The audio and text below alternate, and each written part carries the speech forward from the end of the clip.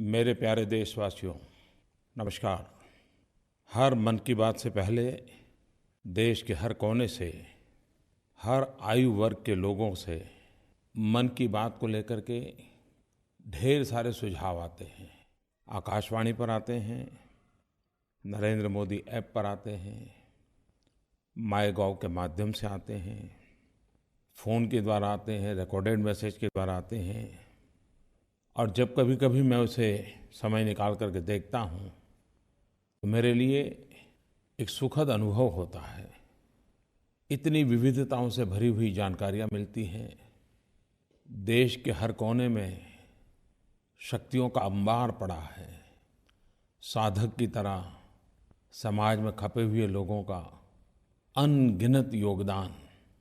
दूसरी तरफ शायद सरकार की नज़र भी नहीं जाती होगी, ऐसी समस्याओं का भी अंबार नज़र आता है। शायद व्यवस्था भी आदी हो गई होगी, लोग भी आदी हो गए होंगे। और मैंने पाया है कि बच्चों की जिज्ञासाएं, युवाओं की महत्वाकांक्षाएं, बड़ों के अनुभव का निचोड़, भांति-भांति की बातें सामने आती हैं। हर बार जितने इनपुट्स मन की बात के लिए आते हैं, सरकार में उसका डिटेल एनालिसिस होता है। सुझाव किस प्रकार के हैं, शिकायतें क्या हैं, लोगों का अनुभव क्या है।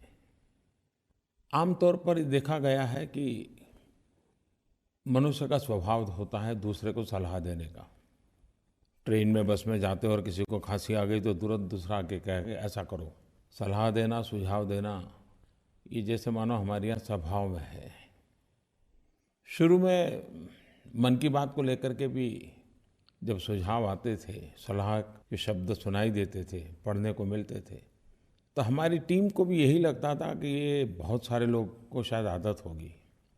लेकिन हमने ज़रा बारीकी से देखने की कोशिश की तो मैं सचमुच में इतना भाव विभोर हो गया।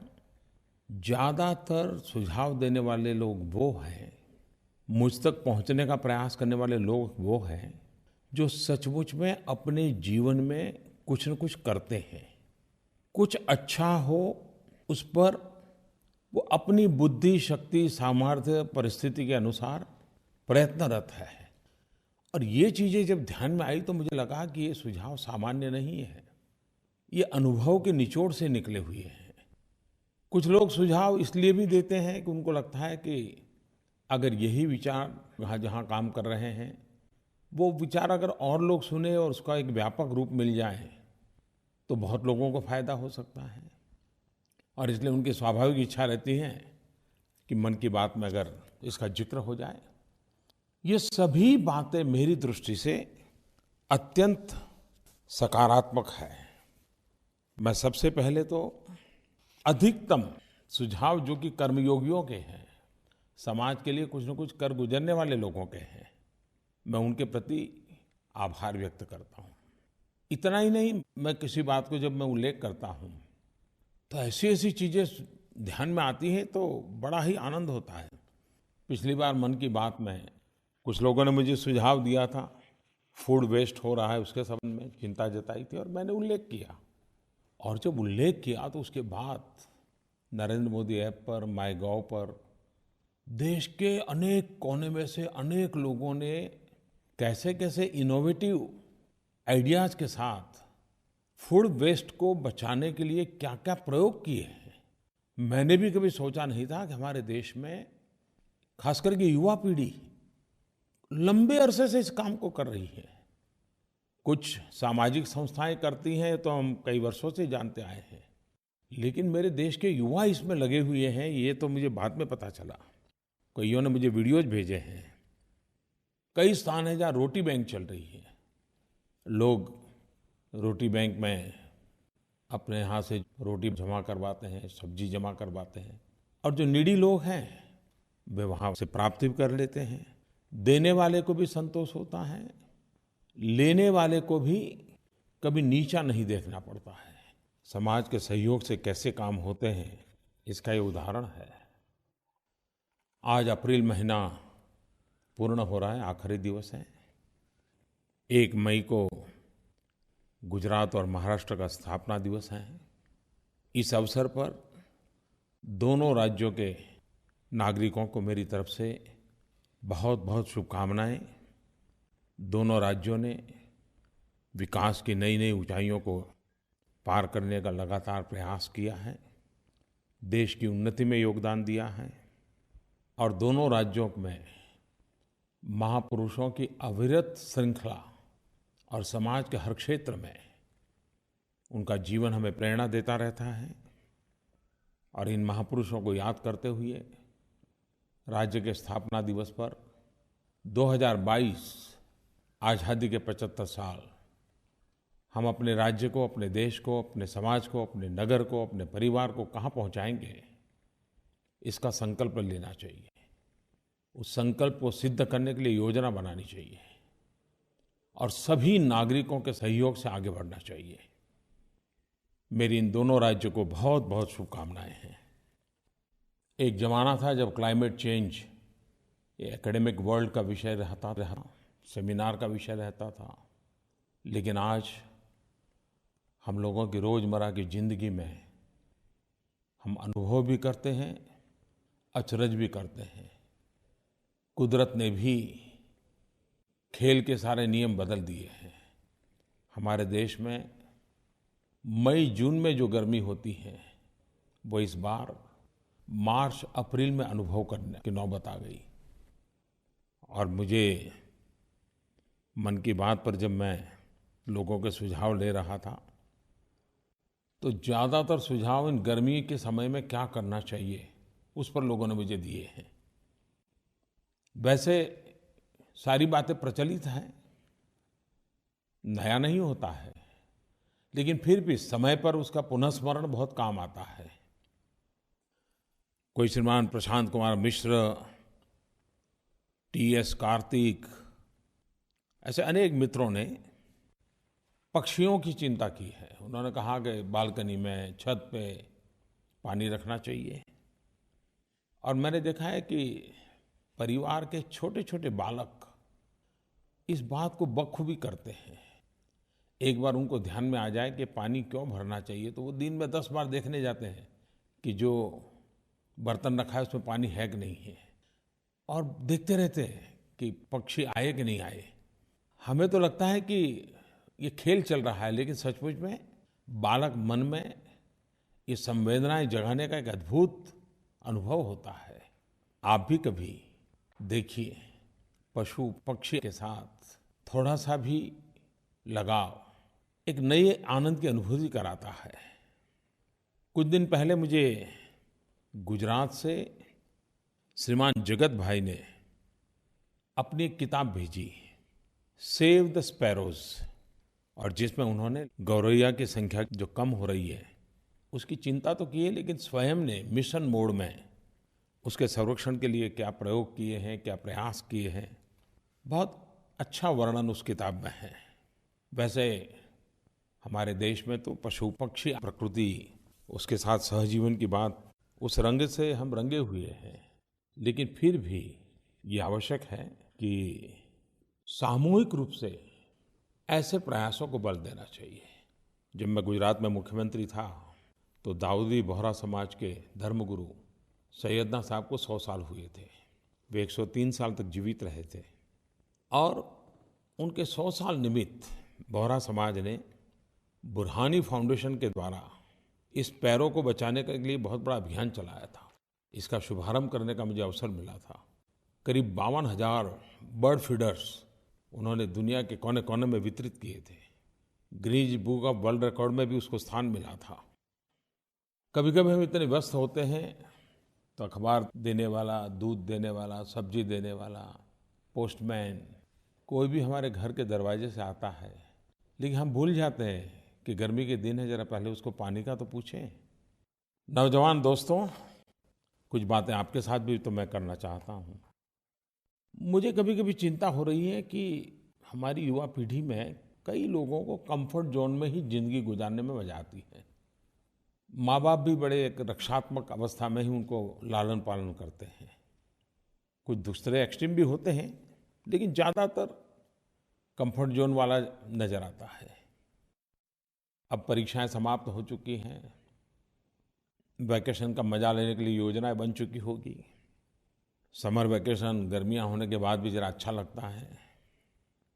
लेकिन मैं एक मित्र के रूप में आपका वैकेशन कैसा जाए, कुछ बातें करना चाहता हूँ। मुझे विश्वास है कुछ लोग जरूर प्रयोग करेंगे और मुझे बताएंगे भी।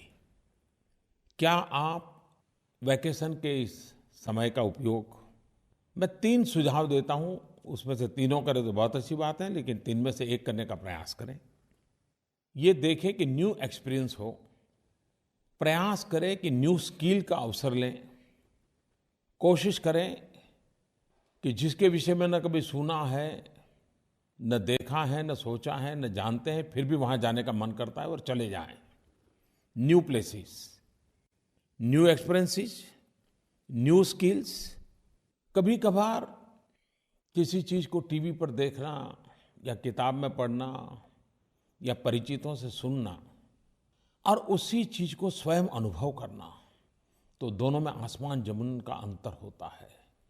मैं आपसे आग्रह करूंगा इस वैकेशन में जहां भी आपकी जिज्ञासा है उसे जानने के लिए कोशिश कीजिए, नया एक्सपेरिमेंट कीजिए।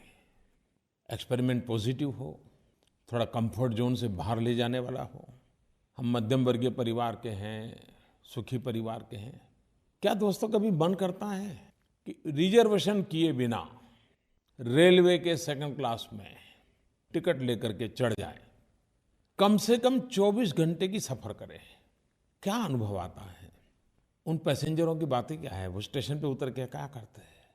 शायद साल भर में जो सीख नहीं पाते हैं, उस 24 घंटे की विदाउट रिजर्वेशन वाली भीड़-भाड़ वाली ट्रेन में सोने को भी न मिले, खड़े-खड़े जाना पड़े, कभी तो अनुभव कीजिए। मैं ये नहीं कहता हूँ बार-बार करिए, एक आध बार तो करिए।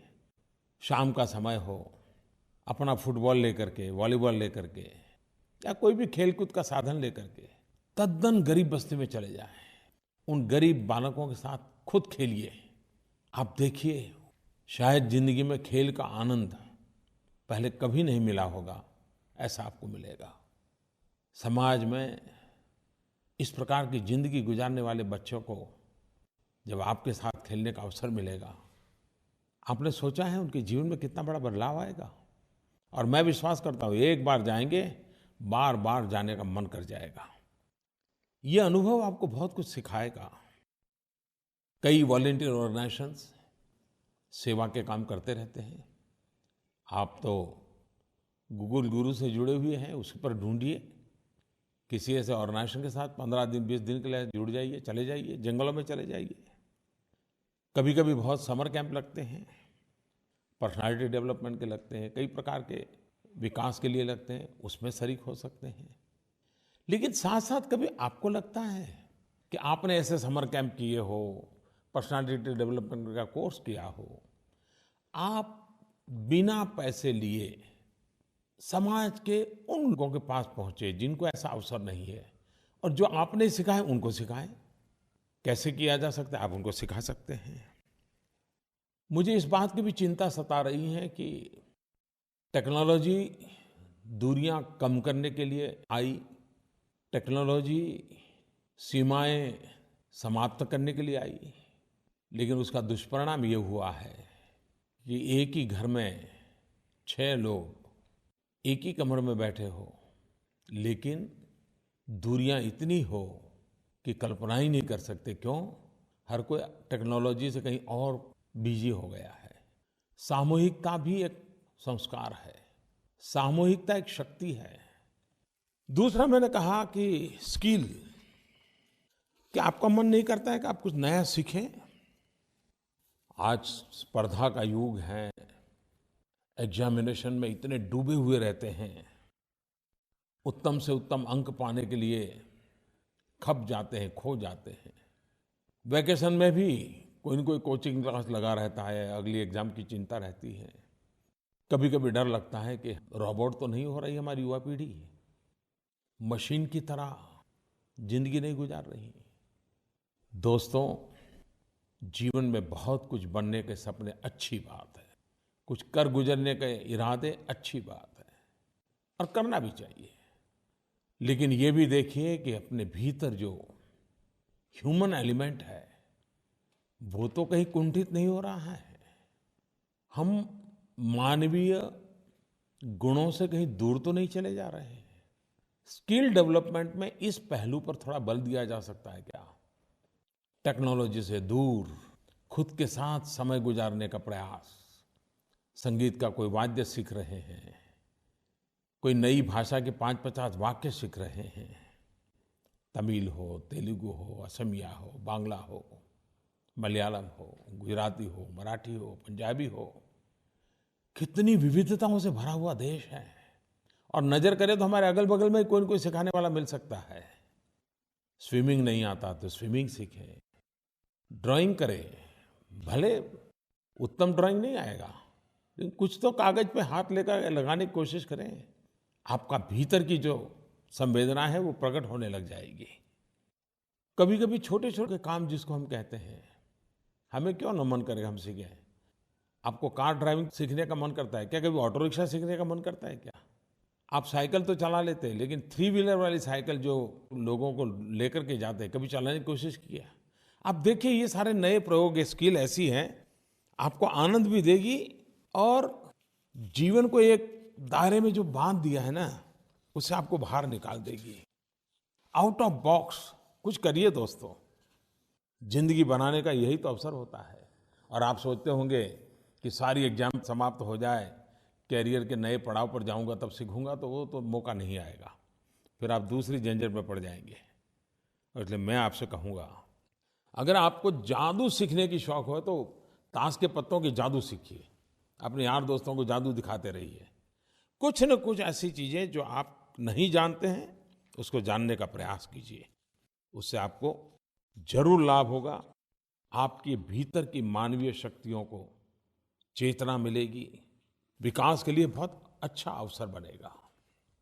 मैं अपने अनुभव से कहता हूँ, दुनिया को देखने से जितना सीखने समझने को मिलता है, जिसकी हम कल्पना नहीं कर सकते। नए नए स्थान, नए नए शहर, नए नए नगर, नए नए गांव, नए नए इलाके। लेकिन जाने से पहले कहाँ जा रहे हैं उसका अभ्यास, और जाकर के एक जिज्ञासु की तरह उसे देखना, समझना, लोगों से चर्चा करना, उनसे पूछना, ये अगर प्रयास किया तो उस देखने का आनंद कुछ और होगा।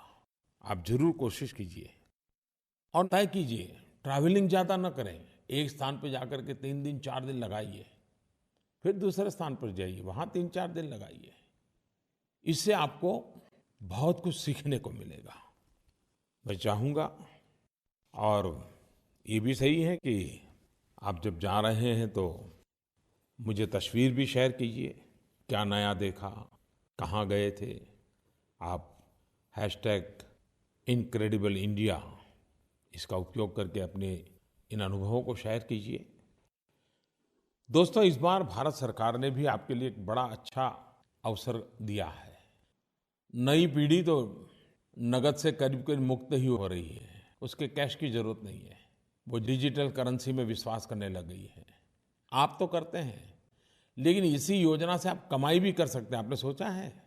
भारत सरकार ने एक योजना है, अगर भीम ऐप, जो कि आप डाउनलोड करते होंगे, आप उपयोग भी करते होंगे, लेकिन किसी और को रिफर करें, किसी और को जोड़ें, और वो नया व्यक्ति अगर 3 ट्रांजैक्शन करे, आर्थिक कारोबार 3 बार करें, तो इस काम करने के लिए आपको 10 रुपये की कमाई होती है। आपके खाते में सरकार की तरफ से 10 रुपया जमा हो जाएगा। अगर दिन में आपने 20 लोगों से करवा लिया तो आप शाम होते होते 200 रुपया कमा लेंगे। व्यापारियों को भी कमाई हो सकती है, विद्यार्थियों को भी कमाई हो सकती है। और ये योजना 14 अक्टूबर तक है। डिजिटल इंडिया बनाने में आपका योगदान होगा। न्यू इंडिया के आप एक प्रहरी बन जाएंगे। तो वैकेशन का वैकेशन और कमाई की कमाई, रिफर एंड अर्न। आमतौर पर हमारे देश में वीआईपी कल्चर के प्रति एक नफरत का माहौल है, लेकिन ये इतना गहरा है कि मुझे अभी-अभी अनुभव हुआ जब सरकार ने तय कर दिया कि अब हिंदुस्तान में कितना ही बड़ा व्यक्ति क्यों न हो, वो अपनी गाड़ी पर लाल बत्ती लगा करके नहीं घूमेगा। वो एक प्रकार से वीआईपी कल्चर का सिंबल बन गया था। लेकिन अनुभव ये कहता था कि लाल बत्ती तो व्हीकल पर लगती थी, गाड़ी पर लगती थी, लेकिन धीरे-धीरे वो दिमाग में घुस जाती थी और दिमागी तौर पर वीआईपी कल्चर पनप चुका है। अभी तो लाल बत्ती गई है, इसके लिए कोई ये तो दावा नहीं कर पाएगा कि दिमाग में जो लाल बत्ती घुस गई है वो निकल गई होगी। मुझे बड़ा इंटरेस्टिंग एक फ़ोन कॉल आया। खैर उस फ़ोन में उन्होंने आशंका भी व्यक्त की है, लेकिन उससे मैं इतना अंदाज आता है इस फ़ोन कॉल से कि सामान्य मानवीय चीज़ें पसंद नहीं करता है, उसे दूरी महसूस होती है। नमस्कार प्रधानमंत्री जी, मैं शिवा चौबे बोल रही हूँ जबलपुर मध्य प्रदेश से। मैं गवर्नमेंट के रेड बीकन लाइट बैन के बारे में कुछ बोलना चाहती हूँ। मैंने एक लाइन पढ़ी न्यूज़पेपर में जिसमें लिखा था every Indian is a VIP on a road. ये सुन के मुझे बहुत गर्व महसूस हुआ और खुशी भी हुई कि आज मेरा टाइम भी उतना ही जरूरी है। मुझे ट्रैफिक जैम में नहीं फंसना है और मुझे किसी के लिए रुकना भी नहीं है। तो मैं आपको दिल से बहुत धन्यवाद देना चाहती हूँ इस डिसीजन के लिए। और ये जो आपने स्वच्छ भारत अभियान चलाया है, इसमें हमारा देश ही नहीं साफ हो रहा है, हमारी रोडों से वीआईपी की दादागिरी भी साफ हो रही है। तो उसी लिए धन्यवाद। सरकारी निर्णय से लाल बत्ती का जाना वो तो एक व्यवस्था का हिस्सा है, लेकिन मन से भी हमें प्रयत्नपूर्वक इसे निकालना है। हम सब मिलकर के जागरूक प्रयास करेंगे तो निकल सकता है। न्यू इंडिया का हमारा कांसेप्ट यही है कि देश में वीआईपी की जगह पर ईपीआई का महत्व बढ़े।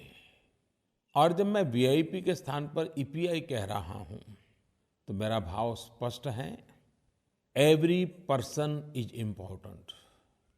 हर व्यक्ति का महत्व है, हर व्यक्ति का महात्म्य है। 125 करोड़ देशवासियों का महत्व हम स्वीकार करें, 125 करोड़ देशवासियों का महात्म्य स्वीकार करें, तो महान सपनों को पूरा करने के लिए कितनी बड़ी शक्ति एकजुट हो जाएगी। हम सबने मिलकर के करना है। मेरे प्यारे देशवासियों, मैं हमेशा कहता हूं कि हम इतिहास को, हमारी संस्कृति को, हमारी परंपराओं को बार-बार याद करते रहें। उससे हमें ऊर्जा मिलती है, प्रेरणा मिलती है। इस वर्ष हम 125 करोड़ देशवासी संत रामानुजाचार्य जी की 1000वीं जयंती मना रहे हैं। किसी न किसी कारणवश हम इतने बंध गए, इतने छोटे हो गए कि ज़्यादा से ज़्यादा शताब्दियों तक का ही विचार करते रहे। दुनिया के अन्य देशों के लिए तो शताब्दी का बड़ा महत्व होगा, लेकिन भारत इतना पुरातन राष्ट्र है कि उसके नसीब में 1000 साल और 1000 साल से भी पुरानी यादों को मनाने का अवसर हमें मिला है। 1000 साल पहले का समाज कैसा होगा, सोच कैसी होगी, थोड़ी कल्पना तो कीजिए। आज भी सामाजिक रूढ़ियों को तोड़ करके निकलना हो तो कितनी दिक्कत होती है, 1000 साल पहले कैसा होता होगा। बहुत कम लोगों को मालूम होगा कि रामानुजाचार्य जी ने समाज में जो बुराइयां थी, ऊंच नीच का भाव था, छूत अछूत का भाव था, जातिवाद का भाव था, इसके खिलाफ बहुत बड़ी लड़ाई लड़ी थी। स्वयं ने अपने आचरण द्वारा समाज जिनको अछूत मानता था उनको गले लगाया था। 1000 साल पहले उनके मंदिर प्रवेश के लिए उन्होंने आंदोलन किए थे और सफलतापूर्वक मंदिर प्रवेश करवाए थे। हम कितने भाग्यवान हैं कि हर युग में हमारे समाज की बुराइयों को खत्म करने के लिए हमारे समाज में से ही महापुरुष पैदा हुए हैं। संत रामानुजाचार्य जी के 1000वीं जयंती मना रहे हैं, तब सामाजिक एकता के लिए, संगठन में शक्ति है इस भाव को जगाने के लिए उनसे हम प्रेरणा लें। भारत सरकार भी कल 1 मई को संत रामानुजाचार्य जी की स्मृति में एक स्टैम्प रिलीज करने जा रही है। मैं संत रामानुजाचार्य जी को आदरपूर्वक नमन करता हूँ, श्रद्धासुमन अर्पित करता हूँ। मेरे प्यारे देशवासियों, कल 1 मई का एक और भी महत्व है। दुनिया के कई भागों में उसे श्रमिक दिवस के रूप में भी मनाया जाता है। और जब श्रमिक दिवस की बात आती है, लेबर की चर्चा होती है, लेबरर्स की चर्चा होती है, तो मुझे बाबा साहब आम्बेडकर की याद आना बहुत स्वाभाविक है। और बहुत कम लोगों को मालूम होगा कि आज श्रमिकों को जो सहूलियतें मिली हैं, जो आदर मिला है, उसके लिए हम बाबा साहब के आभारी हैं। श्रमिकों के कल्याण के लिए बाबा साहब का योगदान अविस्मरणीय है। आज जब मैं बाबा साहब की बात करता हूँ, संत रामानुजाचार्य जी की बात करता हूँ, तो 12वीं सदी के कर्नाटक के महान संत और सामाजिक सुधारक जगतगुरु बसवेश्वर जी की भी याद आती है। कल ही मुझे एक समारोह में जाने का अवसर मिला। उनके वचनामृत के संग्रह को लोकार्पण का वो अवसर था। 12वीं शताब्दी में कन्नड़ भाषा में उन्होंने श्रम, श्रमिक, उस पर गहन विचार रखे हैं। कन्नड़ भाषा में उन्होंने कहा था, काय कवे कैलास। उसका अर्थ होता है, आप अपने परिश्रम से ही भगवान शिव के घर कैलाश की प्राप्ति कर सकते हैं। यानी कि कर्म करने से ही स्वर्ग की प्राप्ति होती है। दूसरे शब्दों में कहें तो श्रम ही शिव है। मैं बार बार श्रमेव जयते की बात करता हूँ, डिग्निटी ऑफ लेबर की बात करता हूँ। मुझे बराबर याद है, भारतीय मजदूर संघ के जनक और चिंतक, जिन्होंने श्रमिकों के लिए बहुत चिंतन किया, ऐसे श्रीमान दत्तोपंत जी ठेंगड़ी कहा करते थे, एक तरफ माओवाद से प्रेरित की विचार थी कि दुनिया के मजदूर एक हो जाओ, और दत्तोपंत ठेंगड़ी कहते थे, मजदूरों आओ दुनिया को एक करें। एक तरफ कहा जाता था, workers of the world unite. भारतीय चिंतन से निकली हुई विचारधारा को लेकर के दत्तोपंत ठेंगड़ी कहा करते थे, वर्कर्स यूनाइट द वर्ल्ड। आज जब श्रमिकों की बात करता हूं तो दत्तोपंत ठेंगड़ी जी को याद करना बहुत स्वाभाविक है। मेरे प्यारे देशवासियों, कुछ दिन के बाद हम बुद्ध पूर्णिमा मनाएंगे। विश्व भर में भगवान बुद्ध से जुड़े हुए लोग उत्सव मनाते हैं।